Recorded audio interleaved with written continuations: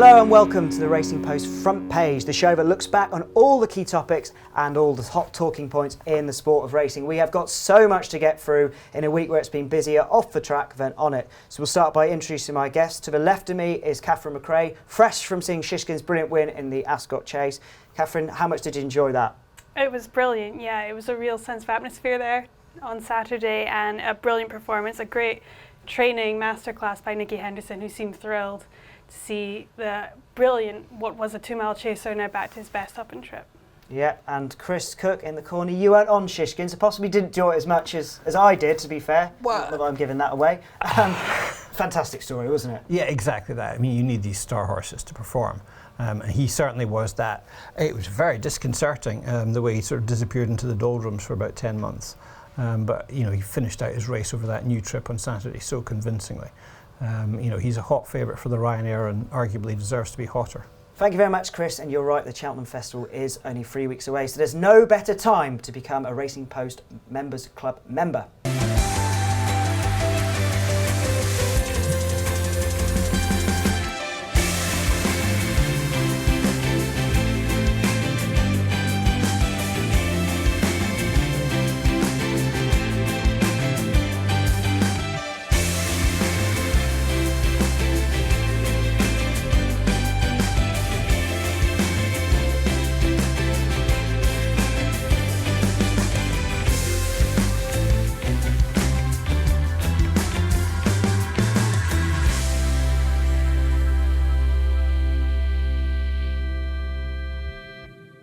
So we're going to go on to our first story of the week, and we're going to come to you, Catherine, first with what's been happening with the whip.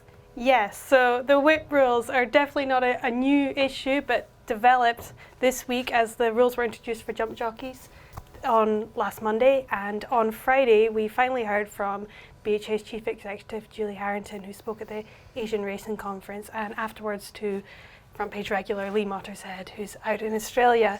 And she illuminated some of the reasoning the BHA made behind the decision, most specifically to try and bring in new fans of the sport, citing some research done by the Great British Racing that some of the people against the sport, one of the biggest issues is that it's perceived as cruel, and that these rule changes might try and ease that barrier, and specifically looking at younger people who found that a bigger issue than the general overall statistic. I think it was 45% of 18 to 24-year-olds who are opposed to racing found it a cruel sport in their opinion, and that changing these rules on a big showcase event like the Cheltenham Festival might be the key to trying to negate some of that. Yeah, absolutely. And it's an interesting sort of topic now, because the whip is obviously had such change. It's been tweaked since the sort of first consultation. The results of that came out. We've, of course, had the backhand position, which was in place. The jockeys have been furious about that, and it's suddenly gone.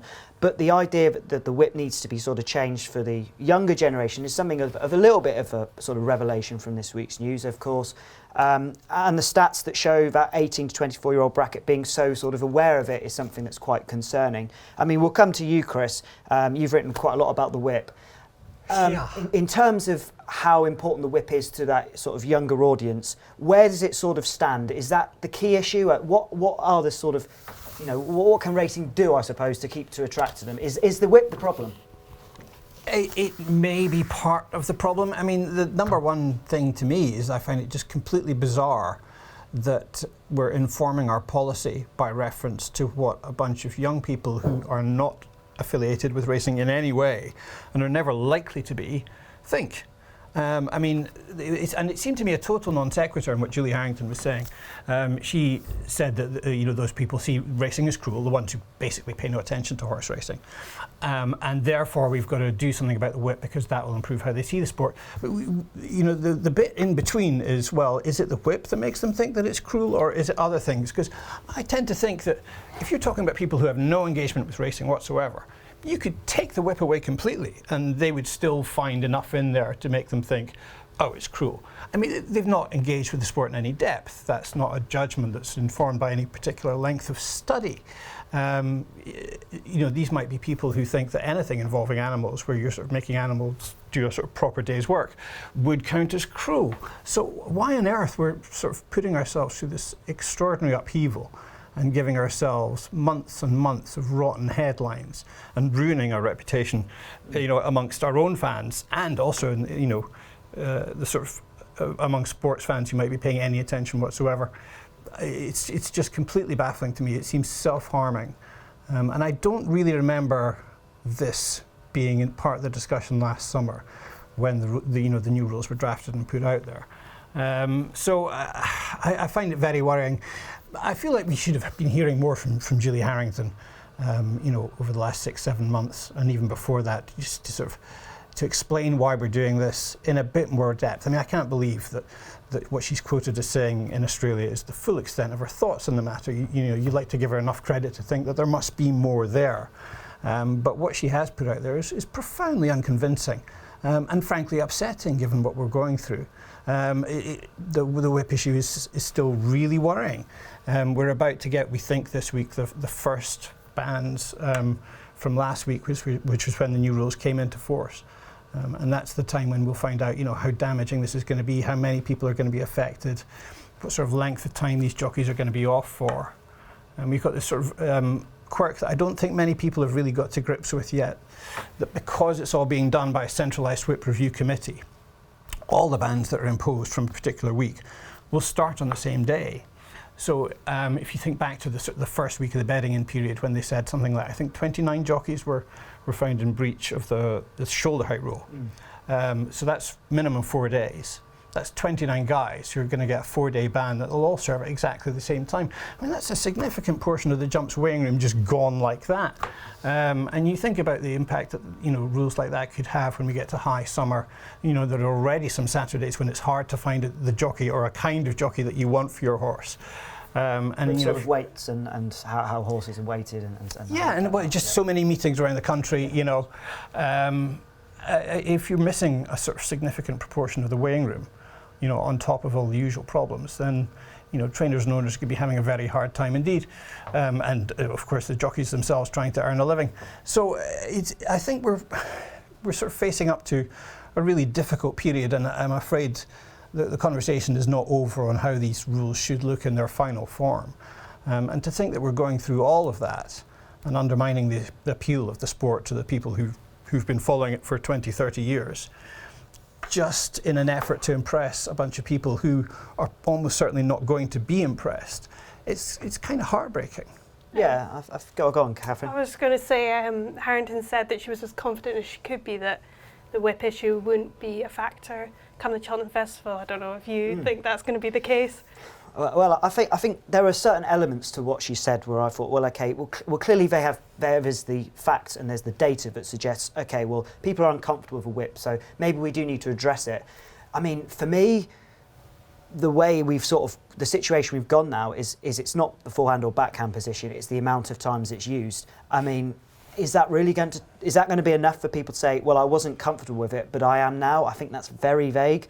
And there were a couple of things in that where I just thought, this just doesn't quite add up to me. So there was a comment in there, she says that the sport would look better in the Gold Cup finish on national news because of the fact the whip is used less. Well, actually, 18 to 24-year-olds, how many of them watch the national news? How many of them are sat at home watching news? Because that is an element of how our consumers and that potential audience will interact with the sport. It'll be through TikTok, it'll be through social media.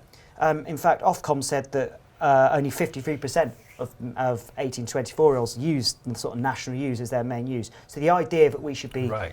That's very old thinking, isn't it? It's old thinking. What goes on the news at 10 is what matters to everyone. But one of the key issues is that we know that social media is unregulated, and it's also sensationalised. It's unregulated, sensationalised. So if someone has an agenda that says horse racing is cruel or horse racing is wrong, a really hard fall at Cheltenham Festival, nobody wants to see it.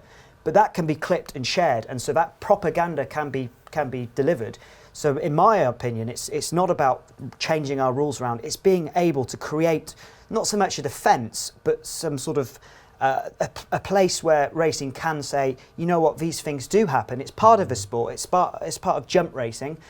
this is what we've got and this is what makes our sport good. Really sell and promote the sport. And I think we probably all have seen Richard Hawes' comment on ITV's programme. We should be proud of our sport. We have to be proud of our sport, otherwise it won't exist. If we're not proud of it, no one else will be.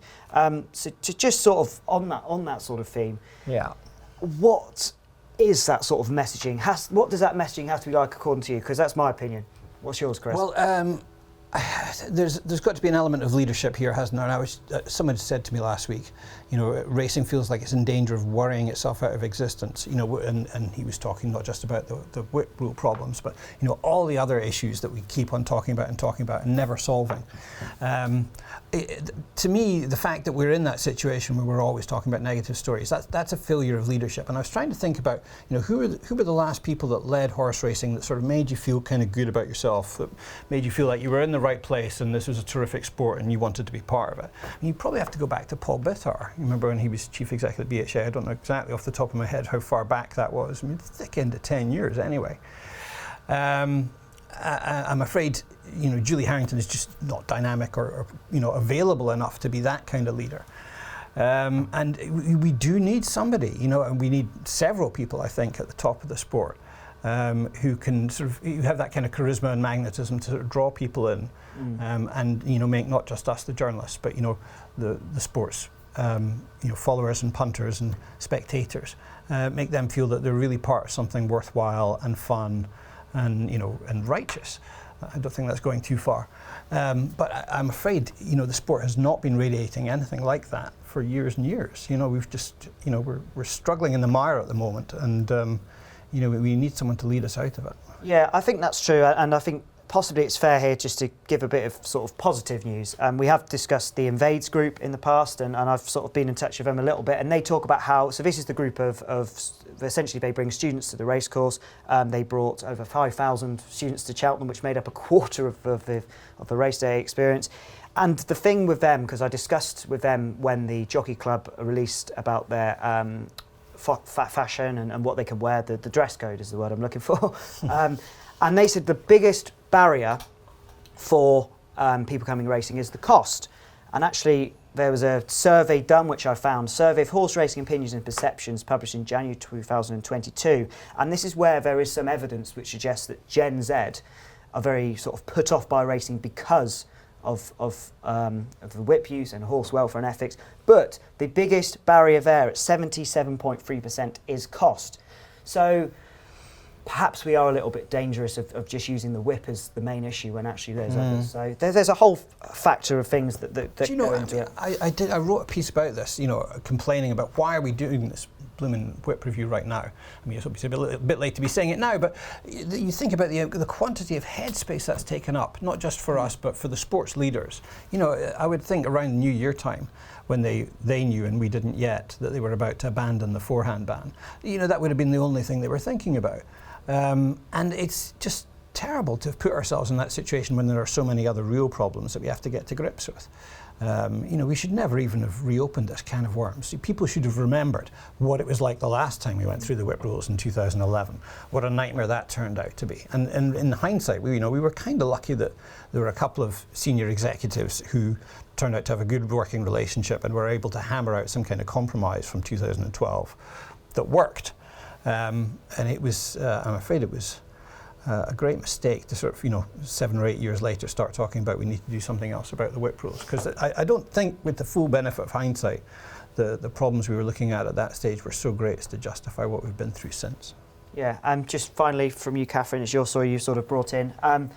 It's going to be a bit of concern going into Cheltenham, isn't it? It's going to be one of possibly the talking point, isn't it? Yeah, I think so, despite Harrington's hopes. I think another thing to note from what she said was that it's not a welfare issue, she believes, it's a perception issue. So, and Peter Scudamore said the same thing as well on Friday. Absolutely, well. But the BHA saying this, and they cited the RSPCA also agree with this, shows they believe that the whip is fine in the sport, and yet there's a sense we're slightly ashamed of that as well, and it's what Chris was saying about the need for some kind of decisive leadership and willing to take a stand on what they believe in. And I do believe this will come up during the festival, especially as you've got Irish jockeys coming over who haven't had the bend-in period sure we'll see a lot of fallout from that. I mean, what's interesting is that if there are jockeys at the festival who break the rule, you won't find out for sure about it until at least the following Tuesday. So, I'm sure that's deliberate, and that's a part of the new regime that might actually work. You know, if the only thing you care about is not having negative headlines on the day of the Gold Cup, say, well, you might get away with that, you know, but there is going to be a little cottage industry on social media, I think, you know, where people are going to be going, oh, has he gone over the rule? Was that stroke above shoulder height there? And it's a waiting game, and we're going to start hearing about jockeys that could potentially be banned for the festival. Yeah, well, exactly that. And you've got to feel sorry for those guys, because we're still at a very experimental stage with these rules. Yeah, I think the only thing we could be absolutely certain of is that we're going to be discussing that in a few more shows to come. Happy days. More work for journalists. More fun for us. Before we come on to our item 2, we've got a very exciting offer for our listeners and our viewers watching at home, that if you check out racingpost.com/free bets, we've got over £200 of free bets which you can take advantage of. So do make sure to check that out. That's racingpost.com/free bets. Okay, Chris. We're going to come to you, and some jockeys in and some jockeys unfortunately out. Big time names. We've got Oisin Murphy back, and then the very next day we lost Tom Scudamore. So it's like a zero-sum game last week in terms of high-profile jockeys. It's good to have a guy as talented as Oisin back. I think even now he's still only 27 years old. He is starting to feel like he's been around a long time, because he was so young when he started to make the headlines. Remember, he had that 4-timer on Ayr Gold Cup day. Absolutely ages ago. No question that he deserved his 14-month ban. I mean, he doesn't quarrel with that now. He says he's sort of taken the time to think about it, and you know, he readily acknowledges that he made lots of mistakes, and he's going to be trying very hard not to do so in the future. So he says, I mean, of course, when a sportsman comes back in these situations, you know, they're so well advised in PR terms these days that they tend to say the right thing, and I think he has. As far as I can tell, you know, there's genuine remorse there.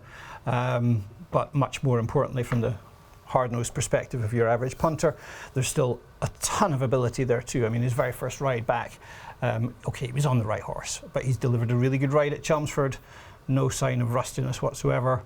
He's gone over to Qatar and won a very valuable, I think, a local Grade 3 race over there. That's right, yeah. And he's back tonight with something like 6 rides at Newcastle. 6 rides at Newcastle on a Monday night. I mean, that's determination right there. That's what you come back for, isn't it, Chris? Yeah, exactly. How could you stay away when you can be riding there? So I see that the odds for the jockey's title race this year very much favour William Buick. I think he's 2's on, having won it last year very convincingly. 7-4 Oisin Murphy. Quite tempted to take some of that if it wasn't in the back of your mind that there's got to be better or other 7-4 shots between now and October when you get paid, assuming you're right. But I mean, that's too big, isn't it, theoretically? I think you're right. If you had, I think you're right, yeah. you know, all the money in the world to spend on betting, that's got to be a value bet, right? Definitely, because he's won 3 of them for a start, and also the year he did win it, he actually beat William Buick, so you're head-to-head form, so to speak. But the situation is very, very different. We'll start on him before we, of course, go back to Tom Scudamore. Yeah. He was obviously back after that 14-month suspension, won on Jupiter Express at Chelmsford on Thursday. He said he's feeling good. He said he's sort of back to himself. He's focused. There's been a little bit, obviously, one of the things with Oisin is he's been such a big character. You know, he's very forward. I remember one of the days he got real attention was when he went to Newmarket. I think he was beaten on 3 rides, and he gave a video explaining what happened, and that was quite a significant moment. It was in lockdown. He sort of talked through what happened, and I think the public have really warmed to him. It takes a lot for the public to warm to jockeys, but with him it's different. So he's a popular figure. You know, you've obviously sort of dealt with Oisin. You know how well he's done. Do you think that big character is still going to come out? Do you think he might change? And similarly, do you agree with Chris that he's sort of still going to be that top tier jockey that we've seen in the last few years? I think the start he's made proves that he's ready, and he's back in business with a bang. And I think his ability to connect with the public is a big factor in why people come to support him. I know our colleague Pete Scargill was at Chelmsford when he won his first winner back, and the sense of atmosphere there for a low-key meeting was clear. His friends and family were there. There was a lot of public support for him, and probably the most press there's been at Chelmsford on a Thursday evening. So there's definitely a lot of support there for him, and a lot of well-wishers hoping that you know, he can continue his incredible success he's had in the past, and all signs point to him doing just that. I mean, he's so well spoken, isn't he? He's a really good communicator, and like voluntarily off his own bat, as you say, he's sort of done little videos in the past, you know, that have gone out on social media explaining how it went on particular rides that he's had that day. And you'd love to see more of that. It's like he's using the authority that he's built up from being a champion jockey to speak a bit more freely than you're really used to with big-time flat jockeys. I think especially flat racing more than jump racing, it's quite a tightly wound game because there's so much money involved when you're dealing with potential stallions particularly. A lot of jockeys have basically taken the view that, you know, I'm not going to say anything. And, you know, 2 or 3 years ago, he went way past that, and it was like he was in a way, he was reaching over the heads of journalists to talk straight to the public, which we should probably be getting a bit cross about. But I mean, that's how it's going to be for the sports stars of the future, and he was good at it. And, you know, I'd like to see him getting back to that. Because he gave an interview to the Times last week before his comeback, where I think he was asked, what's the best bit of advice you've ever been given? And the answer was, a closed mouth catches no flies, which you obviously hear a lot in racing. You know, there's always that sort of background atmosphere in racing. You know, shut up, don't say anything, don't tell no one nothing. It was a real pity to see him mention that. But I guess you understand it in the circumstances of, you know, him making a comeback where he feels a bit sort of bruised and battered by what he's been through and the names he's been called, and he's maybe wondering what his welcome's going to be like. But hopefully he'll get over that. I think with that, Chris, you've also got to remember he's come back from a period of time, and he wants to build those relationships back up. So his way of thinking is, this is my focus, this is what I want to do.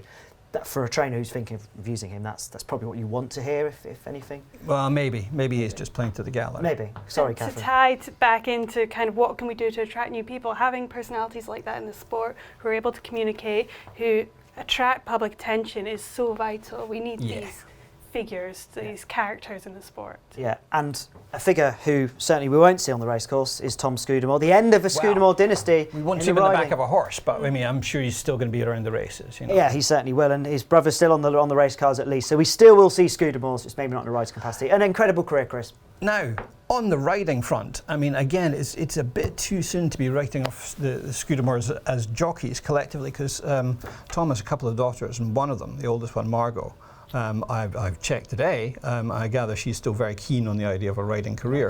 Okay. She's got to get her GCSEs out the way first. You know, we support proper education, kids stay in school. But once she's done that, she's apparently looking to get her amateur's license, and you know, the sky's the limit. You know, judging on what previous Scudamores have achieved. So good luck to her, and good luck to Tom. I mean, he's again a really good speaker. And I'm sure he'll have a career in the media. I mean, he's already had that sort of choral ambassador's role that's been going for a good few years. And yeah, he's done plenty of TV work over the weekend, including with you on one of our shows on Friday. Yeah, he was very good. The first to interview him, Racing Post should say. Is that right? There you go. Other than Catherine, of course. Wow. And so we all know him really well because I did a book with him some years ago, which was about the whole Scudamore family. Tom's great fun. I mean, the words just pour out of him, and he doesn't have a sort of boring thing to say. It's all sort of new, interesting insights into the game. And one thing I took away from my time with him was how much it meant to him to have won a couple of races over the Grand National fences. Because, of course, his granddad was Michael Scudamore, who rode Oxford to win the Grand National back in the 50s. And he actually set a record for the number of consecutive Grand Nationals that he rode in, which stood until I think it was, I mean, it may have been AP that beat it. It was only about 10 years ago that somebody finally broke that record. Peter Scudamore, obviously champion jockey 8 times, but never won over the national fences. So when Tom did it on Pool Master in the Grand Sefton, I think 2016, he was the first Scudamore to win over those fences for about 50 years. And it was only 4 or 5 months after Michael had died. So I mean, just meant a huge amount. Because he'd grown up listening to his granddad telling him stories about riding around Aintree and the different ways that you could tackle it and what was the best way to go. And he said when he was riding Pool Master in the Grand Sefton that day, he was actually hearing his granddad in his head telling him what to do, how to ride from the last fence to the elbow, and the importance of hugging the rail once you're past the elbow. And he said Sam Whaley-Cohen was coming after him that day, and if he just rolled off the rail even a little bit, you know, that other horse would have gone up the inside and won. And he said that actually led to his second win over the fences in the Beecher Chase on Violi and Rouge it was. Someone else rolled off the rail in front of him and he sort of nipped up and won. So, I mean, you can't really talk about any Scudamore riding career without talking about the whole history of the sport, because they're just embedded. You know, they're like, you could tell the history of that family, and it becomes the history of jump racing since the war. And so it's great to think that there will be more of them. And obviously, as you say, Michael's still training. Peter's training with Lucinda Russell up in Scotland, and Tom's still going to be around. So, you know, they're just a wonderful, high-achieving family. And everyone loves them. Yeah, and love the game, really, aren't they? They're just the epitome. Fizzlecrack Dynast, he's won the Coral Gold Cup with the old Hennessy 3 times. Western Warhorse, we were discussing that ride. Right. What a mad was saying he should erect. They were considering erecting a statue of him because he saved them so much money. They could easily afford the bronze, I would think. Yeah, bet 365 by themselves. Catherine, your highlights from a fantastic career? I found it funny when I phoned him up when the news broke that the first thing he said to me was that he thought he was going to try and slip the news in quietly. I don't think there was any way of that happening, because he has had such a big impact on the sport. One win that he highlighted, and his father, Peter Scudamore, when I spoke to him, was the Grand Annual success that he rode for his brother Michael on Next Sensation, I believe, and the, as you were saying, Chris, the kind of family legacy in that race as well. It's clear how important that connection for his grandfather, his father, him and his brother to all be entwined in the history of the sport, and in a race like the Grand Annual, it's definitely a highlight. Yeah, I mean, actually, Tom said in the book that was the race that meant most of all to him. He was crying buckets afterwards. Really? And, you know, so you would, you know, you're riding some outsider for your brother, you know, in a race like that. Yeah. I think the final comment just on him, of course he had a fantastic relationship with David Pipe, over 700 winners. David Pipe said on Luck on Sunday yesterday he's going to take some time to work out whether he will work out who will be his next stable jockey. He said he wants one. That's some role to fill, isn't it, Chris? Yeah, a lot of horses there, and you never quite know when, you know, there might be a really good one coming out of there. David, he seems to be sort of spreading his love around this season. You know, there's a few good jockeys that he's given chances to, you know. So we'll see if somebody emerges. But I mean, there's so much luck involved in that kind of thing. I mean, Tom got the job on Thistlecrack because Aidan Coleman chose to ride something for Emma Lavelle in the Grade 1 novice hurdle at Aintree that time, and so, you know, Tom got the call up, and it just happened to be that was the day when he turned out to be Thistlecrack. And because you're on him that day, then you keep the ride, and you get to win the King George and the Stairs hurdle. So, you know, someone will probably be in the right place at the right time, and then maybe their career will take off. Yeah, it's a funny game like that, isn't it? So that goes on to item 3, my story, and this is a funny game, unfortunately. It's the story of affordability checks. So we are still every bit in the dark about the gambling white paper. Just to bring you up to date, if you haven't seen the show, if you haven't been aware of this story, so the government are about to release a long-awaited white paper into affordability checks. This is essentially saying, in order to place a bet, you'll need to provide sort of intrusive financial documents like pay slips and bank statements. And unfortunately, the bookmakers have already started to implement these changes. They haven't been told directly that they need to do them, but they've been guided in a certain way that they need to do so. We've had hundreds of letters here in the Racing Post from people saying they've been asked to do things. Many people have walked away. They've said, we don't want to bet. Some have even admitted they've headed to the black market, which is a completely different and concerning issue. The key issue from a racing perspective is, of course, is going to take a huge hit on the racing's finances. And of course, if it is implemented, that sort of woe could be up to 100 million, was the figure stated weeks ago. 2 weeks ago, the Gambling Minister, Paul Scully, said it was not the Gambling Commission nor the government's responsibility to say who should be telling you how to spend your money and how much you can afford. Unfortunately, he's no longer in that role. He's been reshuffled, and we now wait for a 6th Gambling Minister since that review was announced in 2020. So what more do we know? So this week, Racing TV, the racing channel, has encouraged their punters and their fans of the sport to write to their local MP to tell them their own situation and to really sort of stamp down as how big an issue this is, not just for racing, but for punters and how they're affected by it. And at the Asian Racing Conference, which we discussed earlier, Tom Chignell, a senior executive from Hong Kong, has talked about sort of how the black market there has evolved and given a warning to British racing that the affordability checks would be an open goal Festival for black market gambling. And do make sure you read Tom Kerr, Racing Post editor, his column this week. A really, really interesting line here about just summing up what this is sort of like. It's absurd and offensive that people attempting to deposit a few £100s with a bookmaker next month for the Cheltenham Festival are going to be treated as though they are incapable of the most trivial of financial transactions without the nannying of oversight of a bookmaker's compliance officer. A huge issue. It's not going away. Where do we go from here? I suppose we'll start with you in the corner there, Chris. We just don't seem to be getting any with it. The Gambling Commission had said it sort of seemed as if we were getting, there was light at the end of a tunnel. Paul Scully's now gone.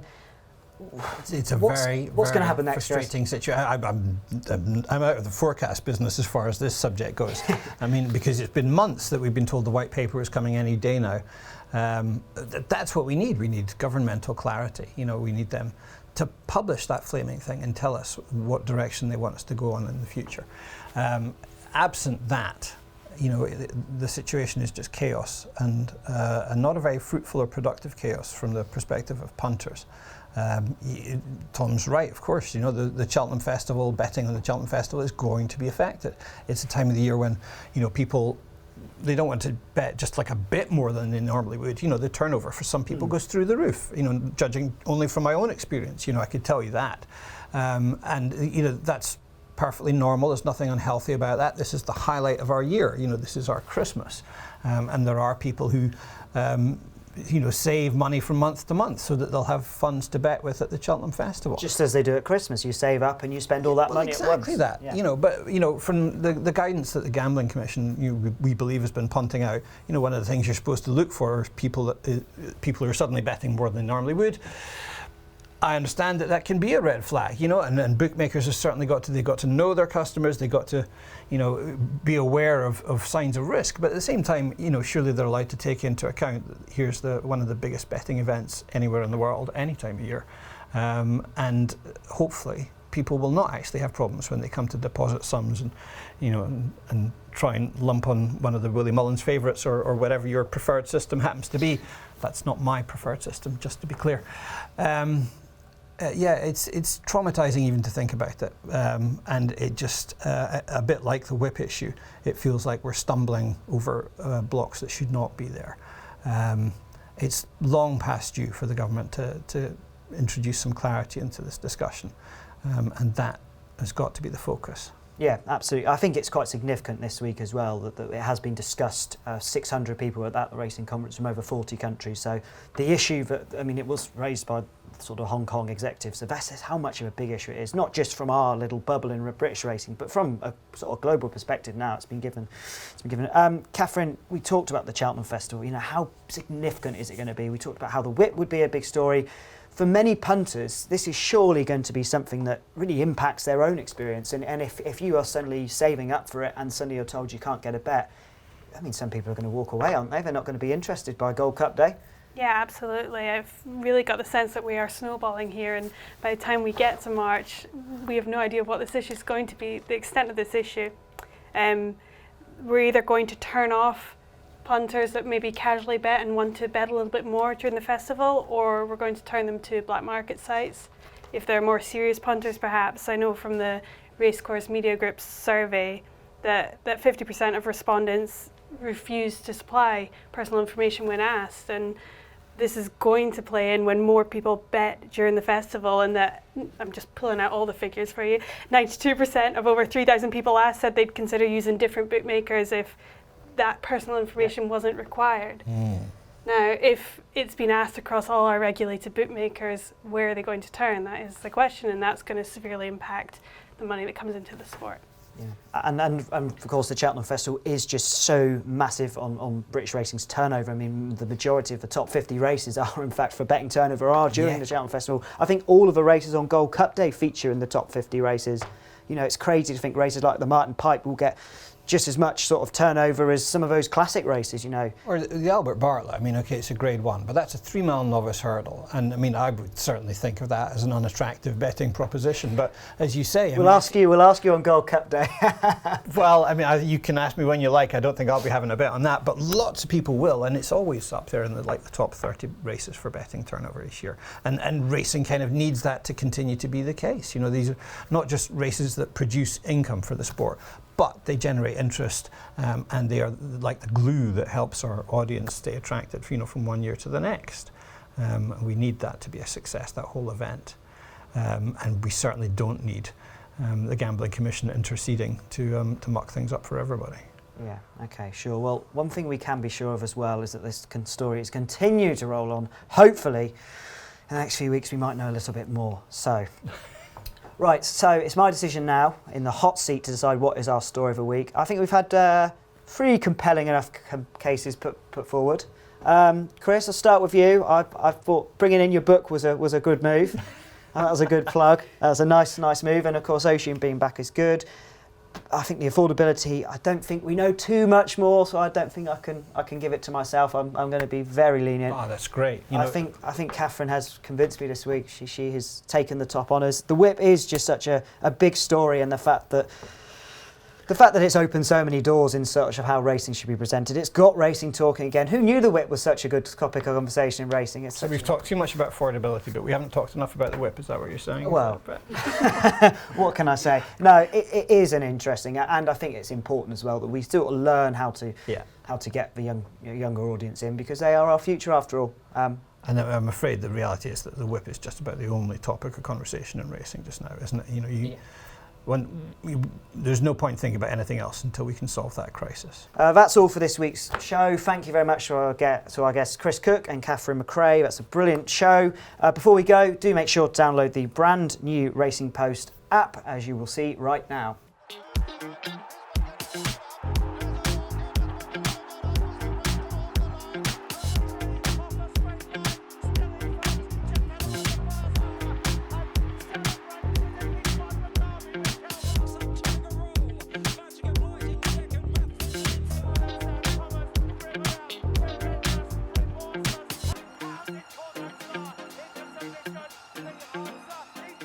Thank you very much for watching, so do make sure you join us again next week. Make sure you like, comment and subscribe so we can hear all your thoughts on today's issue. I've been James Stevens, and make sure to join in next week for another episode of The Front Page.